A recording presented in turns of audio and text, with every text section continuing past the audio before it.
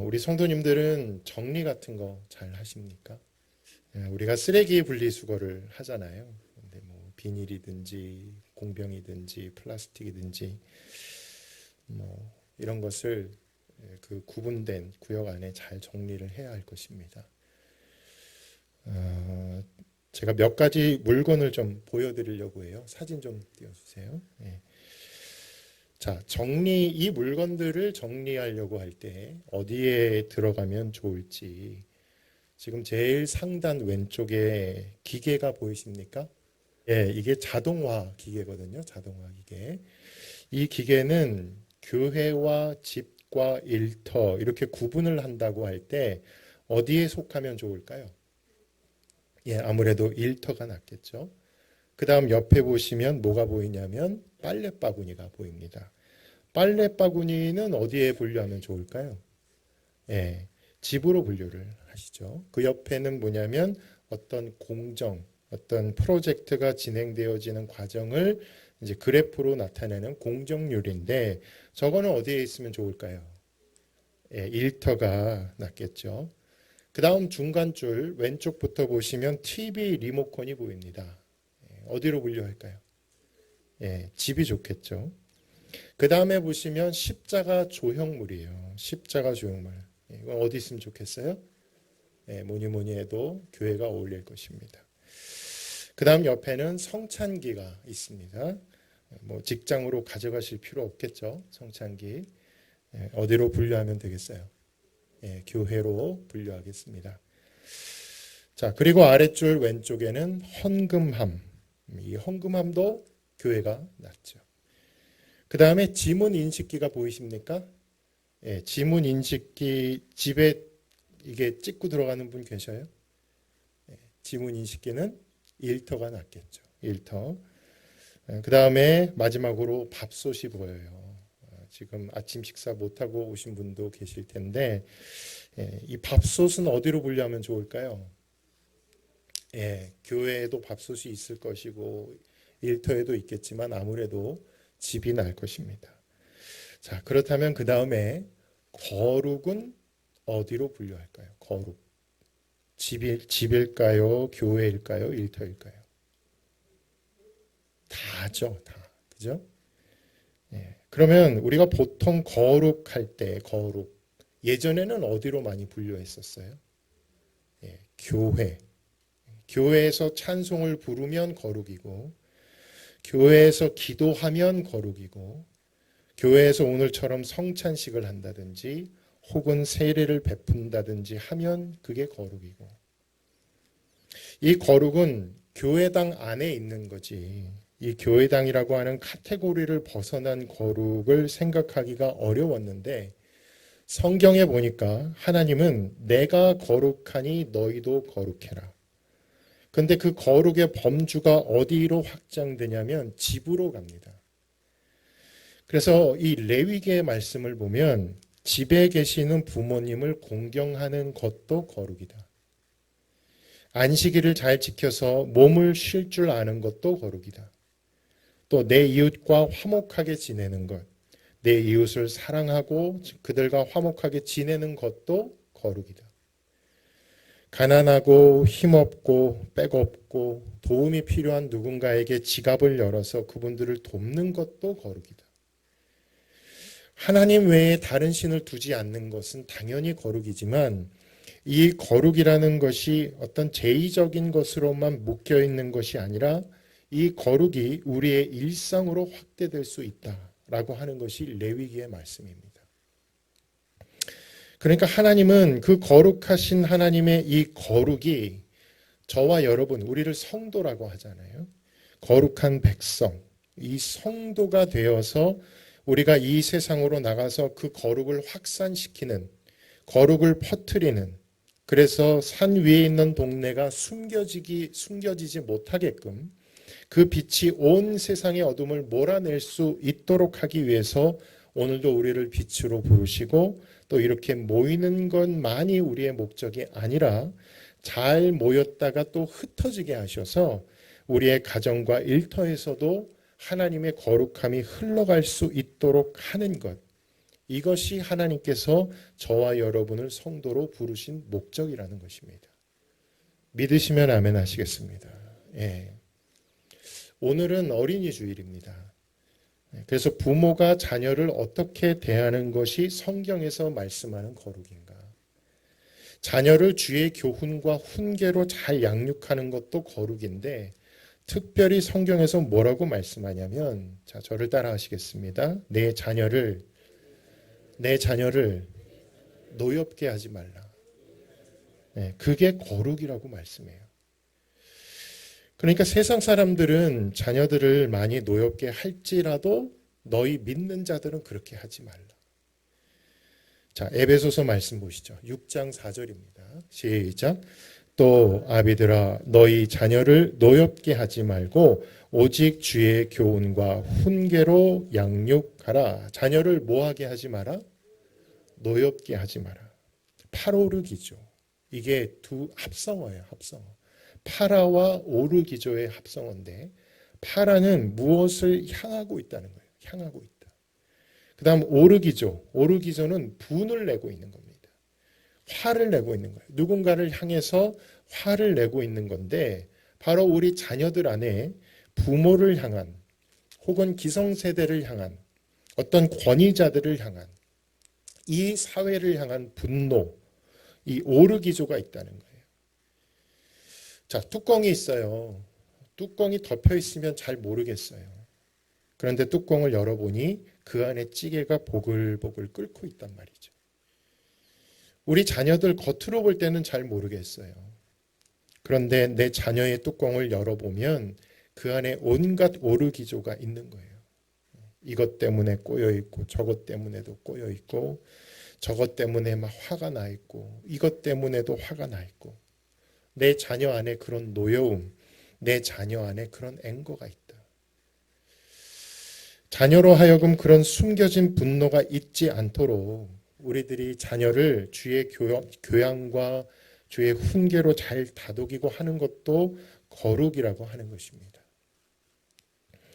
다음 주 어버이 주일에 보시겠지만 부모에 대해서는 공경해 드리고 부모님을 잘 봉양해 드리는 것이 거룩이라면 부모님 또한 내 자녀에게 함부로 대하지 말고 내 자녀를 너무 노엽게 하지 말고 주의 교훈과 훈계로 타이르고 격려해주고 양육해주고 이것도 거룩이라는 것입니다. 오늘 말씀 전하면서 사실 저도 많이 찔려요. 목사님은 잘하고 있습니까?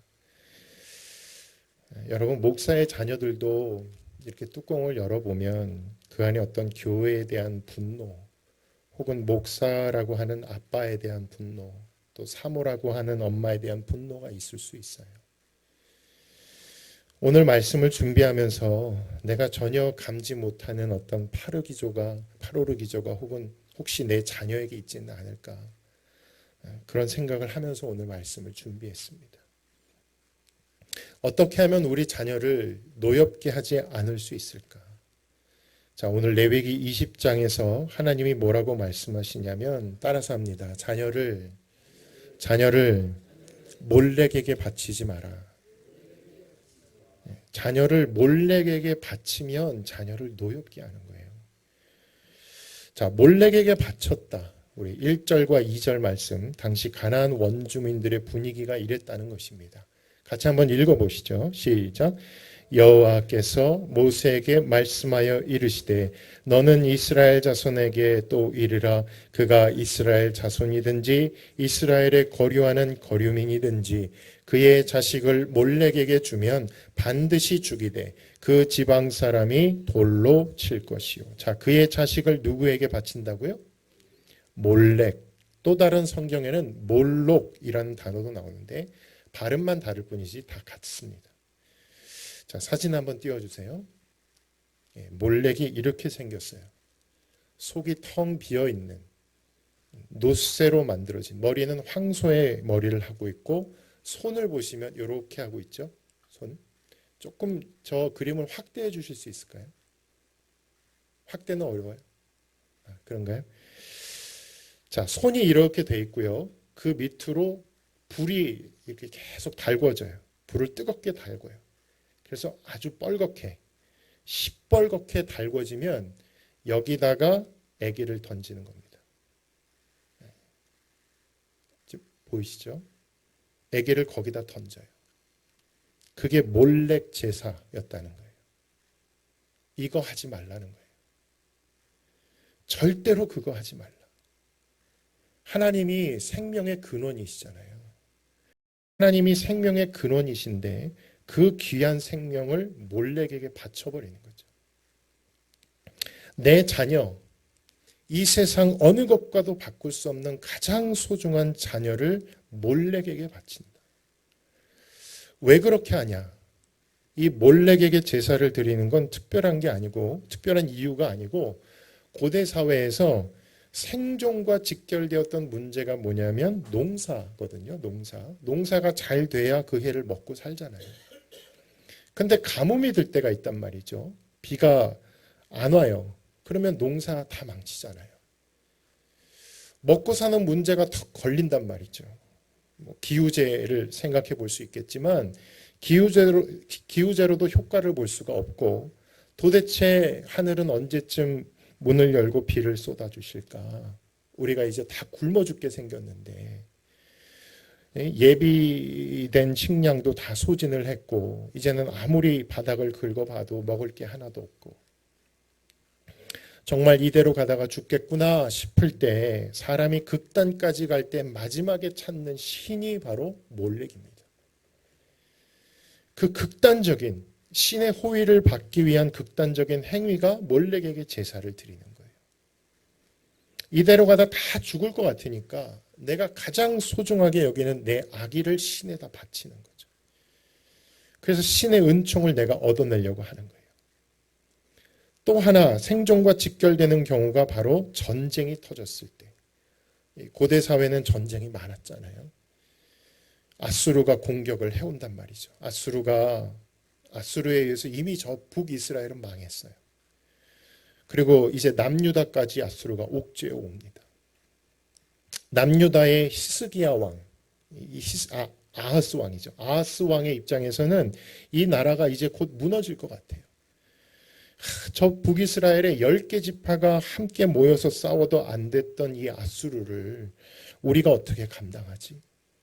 우리 유다의 군대는 힘이 없고 숫자도 약한데 아수르 군대를 상대할 수가 없을 것 같은데 지면은 왕인 나는 이제 부끄러움을 당할 것 같고 극단에 몰려요. 그랬을 때 이 아하스가 몰렉을 찾아갑니다. 하나님을 믿는 다윗의 후손이거든요. 아하스가. 그런데 몰렉을 찾아가요. 자, 열왕기하 16장 1절로 3절 말씀 같이 읽겠습니다. 시작. 르말라의 아들 베가 제17년에 유다의 왕 요담의 아들 아하스가 왕이 되니 이스라엘의 여러 왕의 길로 행하며 또 여호와께서 이스라엘 자손 앞에서 쫓아내신 이방 사람의 가증한 일을 따라 자기 아들을 불 가운데로 지나가게 하며 이 불 가운데로 지나가게 하며 이게 바로 몰렉이에요. 몰렉에게 자기 자녀를 인신제사 제물로 드려버린 겁니다. 왜? 아수르의 군대로부터 지켜달라고. 이번 전쟁에서 이기게 해달라고.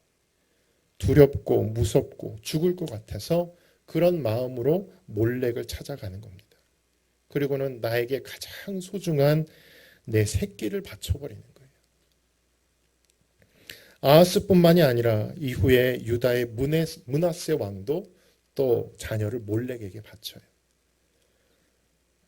오늘 레위기 말씀은 이스라엘이 아직 광야에 있을 때 가나안 땅에 들어가기 전에 주신 말씀입니다.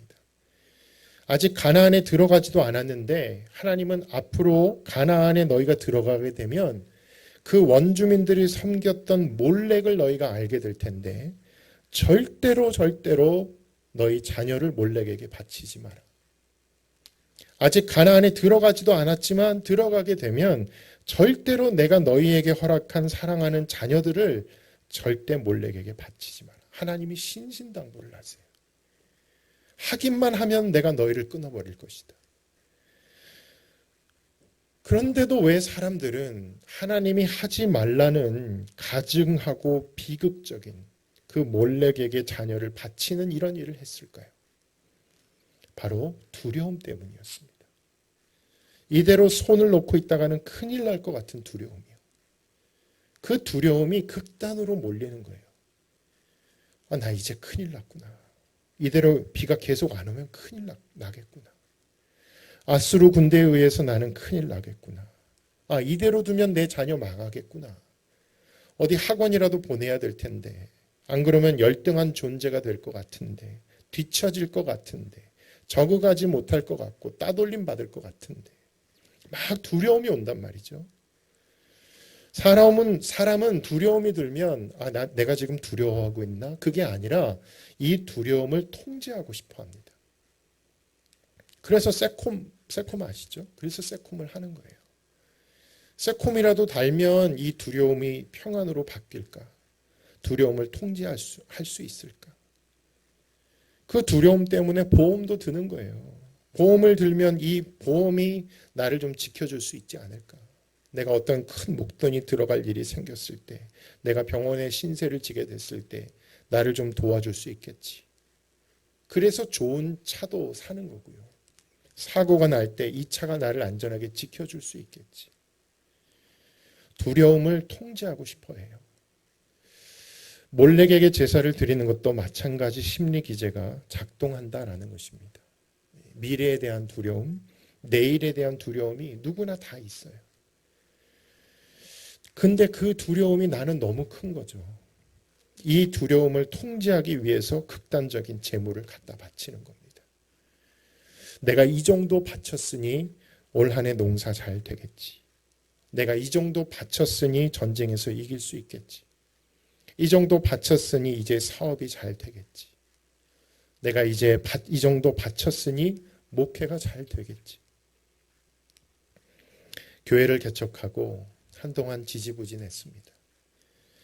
개척 멤버도 없이 그냥 아내랑 둘이서만 교회를 개척한다라는 게 어떤 건지 저는 현실을 잘 몰랐던 것 같아요. 그전에는 늘 부흥하고 사람들 많이 다니는 아버지 교회만 보다가 제가 현실을 몰랐던 거죠. 교회 개척의 현실을.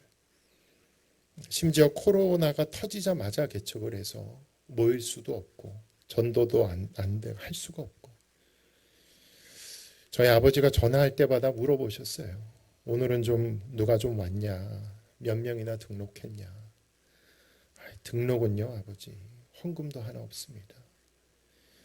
대책이 없고 막막했어요. 그래서 선배 목사님에게 물어봤어요.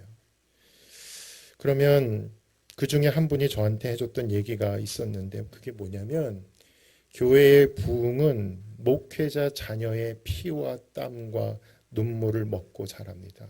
그런 얘기를 하셨어요.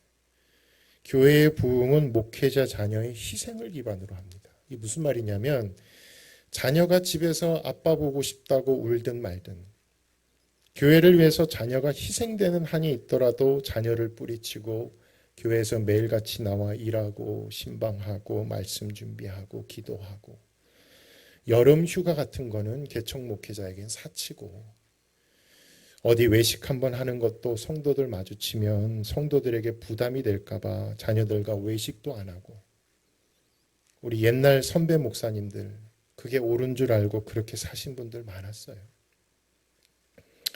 은퇴하고 나서 그분들이 뼈 아프게 이구동성으로 하시는 말씀들이 뭐냐면 지금은 그게 너무너무 후회된다고. 그렇게 하면 안 됐었다고. 내 자녀를 팔오르기죠.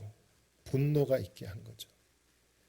그래서 저는 그렇게 안 하려고 애를 썼고 우리 후배 목사님들한테도 절대로 그렇게 하지 말라고 합니다마는 자녀를 바쳐버리는 거예요.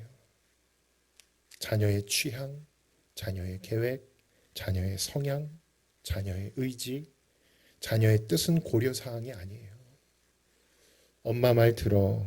엄마가 어른이야. 아빠가 너보다는 인생 선배야. 내가 생각하는 게 너보다는 더 나을 거야. 부모가 결정하면 부모 선택대로 따라와. 물론 뭐 그렇게 대놓고 말하지는 않더라도 은근히 자녀에게 압박을 가하는 거죠. 그게 내 자녀를 위한 길이라고 생각하기 때문에. 노쇠로 만든 몰렉. 이 몰렉은 오늘날은 더 이상 없어요. 어느 누구도 그 뜨겁게 달궈진 쇳덩이에다가 자녀를 바치는 그런 무식하고 미개한 행위를 하는 사람은 없어요. 그러나 보이지 않는 무형의 몰렉은 어쩌면 우리 주변에 있지 않겠는가. 예레미야 7장 31절 말씀 같이 한번 읽겠습니다. 시작. 흰놈의 아들 골짜기에 도벳사당을 건축하고 그들의 자녀들을 불에 살랐나니 내가 명령하지 아니하였고 내 마음에 생각하지도 아니한 일이니라. 그들의 자녀들을 불에 살랐다. 하나님이 깜짝 놀라시는 거예요. 어떻게 그런 생각을 할 수가 있느냐. 그런데 미래에 대한 두려움 때문에, 그 두려움을 통제하고 싶기 때문에, 이 두려움을 빨리 평안으로 바꿔버리고 싶기 때문에, 그래서 어떻게 합니까? 몰렉을 찾아가는 거예요. 왜냐하면 몰렉은 당장 결과를 내줄 것 같으니까. 당장 나에게 어떤 안정감을 줄 것 같으니까. 우리가 이 미래에 대한 불안함, 내일에 대한 불안함을 해결하지 못하고 잘못된 방법을 선택하는 것 중에 하나는 몰렉을 찾아가는 것도 있지만 또 하나가 뭐냐면 신접한 자를 찾아간다. 무당을 찾아가는 것도 있다고 오늘 본문에 말씀합니다. 자, 6절 말씀 한번 읽어볼까요? 시작. 접신한 자와 박수무당을 음란하게 따르는 자에게는 내가 진노하여 그를 그의 백성 중에서 끊으리니. 자, 하나님은 이스라엘 백성들이 거룩한 백성이 되기를 원하십니다. 거룩한 백성이란 게 뭐냐면 가나안 원주민들이 다 그렇게 산다 해도 너희는 그렇게 살지 말라는 거예요. 가나안 원주민들은 막 자녀를 몰렉에게 바쳐요. 암몬도 그랬고 모압도 그랬어요. 하지만 너희는 나의 백성이니 절대로 그렇게 하지 말라. 그게 거룩이다.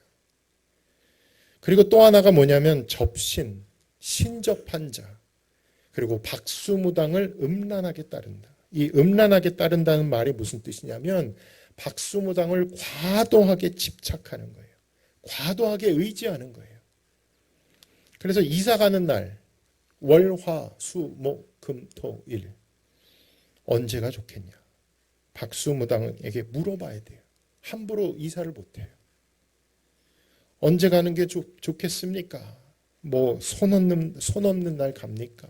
삼재 이런 거 막 따지고 묻죠. 목욕하는 날도 함부로 목욕 못해요. 언제 목욕해야 돼요? 모든 것에 있어서 무당에 완전히 사로잡혀 있는 것. 그게 바로 음란하게 따른다는 의미입니다. 왜 그렇게까지 할까? 두려움 때문이에요. 두려움. 잃을 게 많은 거예요. 내가 지켜야 할 거. 지키고 싶긴 하지만 내 힘과 능력이 모자라니까 발자국 하나 떼는 것조차 방석을 가지고 와서 어느 자리에 앉을지조차도 또 내가 침대에 누워서 베개를 북쪽으로 할 건지 남쪽으로 할 건지 이것조차도 다 무당에게 물어봐야 되고 신접한 자를 찾아가야 되고 하나님은 그렇게 하지 말라는 거예요. 해마다 연말연시가 되면 무당들은 성수기라 그래요. 성수기. 그리고 자기 고객들의 30%가 크리스찬이라 그래요. 그리고 그 중에 절반 이상이 중직자들이래요. 장로, 권사, 집사 이런 분들이 전보로 많이 온다고. 두려움 때문이죠. 두려움. 하나님이 절대로 그렇게 하지 말라고 하시는데도 아무리 새벽마다 나와 기도를 해봐도 내 기도가 신통치 않은가? 하나님이 뭐라고 말씀하시는 것 같지도 않고 앞으로 어떻게 될지가 너무나 궁금하고 답답하고 결국 누구를 찾아가냐면 신접한 자와 박수무당을 찾아가요. 그리고 이거 어떻게 되겠냐? 어떻게 하면 더 잘 되겠냐? 내가 통제하고 싶은 거예요. 미래를. 하나님은 그렇게 하면 내가 너희를 끊어버리겠다고 말씀하시는 거예요. 자, 오늘 본문 2절 말씀 같이 한번 읽겠습니다. 시작. 너는 이스라엘 자손에게 또 이르라. 그의 자식을 몰렉에게 주면 반드시 죽이되 그 지방 사람이 돌로 칠 것이요. 하나님이 하늘에서 번개를 때려서 죽이겠다고 말씀하시지 않았고요. 무슨 땅이 갑자기 벌려져서 지진이 나서 삼켜서 죽이겠다고 말씀하신 것도 아니고요. 전염병이 나서 죽이겠다고 하신 것도 아니고, 하나님이 자식을 몰렉에게 바친 자를 처형하는 방법이 뭐냐면 공동체의 형벌입니다. 공동체가 돌로 던지라. 너희 지방 사람들이 다. 그러니까 이게 제한이 없는 거예요. 그 공동체에 속한 모두가 돌을 들어 던질 수 있다. 왜 이렇게까지 하셨을까? 이거는 하나님의 의도된 교육입니다. 자식을 몰렉에게 바쳐서라도 본인이 원하는 것을 얻어내고야 말겠다라고 하는 이런 뒤틀린 욕망을 가진 누군가를 향해서 내가 돌을 던질 때에 나도 깨닫는 거예요. 아, 내가 저렇게 살면 안 되겠구나. 내가 앞으로는 저렇게 살지 말아야 되겠구나 하면서 돌을 던지게끔 하나님이 그렇게 하셨다. 신접한 자와 박수무당을 음란하게 따르는 자를 너희가 돌로 칠 때에 너희는 절대로 그렇게 하지 않겠다고 스스로 다짐하고 각오하게 만드시는 거죠. 그만큼 싫어하는 거였다는 거예요, 하나님이. 그러니 절대로 가나안 땅에 들어가게 되면 그렇게 살지 말라고 말씀하시는 겁니다. 다른 사람들은 자녀가 희생되든 말든, 내 자존감을 지켜주는 방패막이로 내 자녀를 삼든 말든, 자녀의 의사나 자녀의 취향은 존중하지 않고 내 자녀를 그저 통제하려고만 하는, 남들은 그렇게 살고자 할 때에 장차 가나안 땅에 들어가게 될 하나님의 백성은 이렇게 살아야 할지니, 당장 눈에 보이는 결과가 없다 할지라도, 또 하늘문이 닫히고 비가 내리지 않는다 할지라도, 제 아무리 아수르의 무시무시한 군대가 포위하는 상황 가운데 있다 할지라도 너희는 두려워하지 말고 오직 여호와 하나님을 바라볼지어다. 그게 거룩이라고 말씀하십니다. 끝까지 우리 하나님을 앙망하고 하나님을 기다리고 하나님이 일하여 주실 때까지 기다리고 답을 주실 때까지 하나님만을 유일한 대안으로 삼고 하나님 외에 다른 것에 눈을 두지 않는 이것이 거룩이다. 사랑하는 성도 여러분, 여러분의 자녀들을 너무 걱정하지 마시기를 주님의 이름으로 축원합니다. 자, 말씀 두 구절 같이 한번 나누겠습니다. 먼저 시편 127편 3절 말씀 같이 읽습니다. 시작. 보라, 자식들은 여호와의 기업이요 열매는 그의 상급이로다. 자식들은 뭐라고요? 부모의 기업이 아니죠. 자식들은 여호와의 기업, 하나님의 소유라는 얘기입니다. 부모의 소유가 아니에요. 여호와의 기업이라는 말은 너의 자녀들은 내 거다. 너희의 아들, 딸은 내 거다라는 뜻이에요. 그러니까 이게 무슨 말이에요? 내 거니까 내가 지키겠다라는 뜻입니다. 내가 은성이도, 내가 승호도, 내가 학윤이도, 하라도, 도균이도 내가 다 지켜줄게 라는 뜻이에요. 그러니 절대로 몰렉에게 가지 말고 신접하는 자나 박수무당 찾을 생각하지 말고 아무리 불안하고 두려워도 너는 나만 바라볼지어다. 그렇게 말씀하시는 겁니다. 또 시편 37편 25절 말씀 읽겠습니다. 시작. 내가 어려서부터 늙게까지 의인의 버림을 당하거나 그의 자손이 걸식함을 보지 못하였. 자, 누가 버림을 당하지 않는다고요? 의인이요. 의인이 버림을 당하거나 그 다음 그인의 자녀가 걸식하는 것을 내가 본 적이 없다. 그러니까 여러분, 부모가 자녀를 위해서 할 수 있는 최상의 일이 뭐냐? 물론 열심히 사회생활하면서 매달 생활비도 갖다 줘야 되겠지만 그것만이 능사가 아니라 내가 내 사랑하는 자녀를 위해서 부모로서, 엄마로서, 아빠로서 내가 할 수 있는 가장 아름다운 일이 의인이라고 했으니까 내가 하나님을 잘 믿는 것, 내가 하나님을 잘 믿으면 우리 하나님께서 그 의인의 자식을 지켜주실 줄로 믿으시기를 바랍니다. 바로 이거예요. 몰렉에게 뭘 드려야 지켜주는 게 아니라 내가 그럼에도 불구하고 나의 모든 두려움과 또 통제하고 싶은 욕구와 이런 것들을 주님 앞에 다 내려놓고 오직 주님을 바라보며 주님의 일하심을 우리가 바라볼 때에 하나님은 그 믿음의 행동을 보시고 마침내 내 사랑하는 자녀들에게도 주님이 때를 따라 이른 비와 늦은 비를 허락하여 주실 줄로 믿습니다. 그러니 너무 두려워하지 마시고 여러분 자녀들 하나님의 기업이니까 하나님이 우리 자녀를 지켜주실 줄로 믿고 맡기는, 그래서 먼저 부모로서 하나님을 잘 따르고 믿는 저와 여러분 되시기를 주님의 이름으로 축원합니다. 할렐루야. 기도하시겠습니다.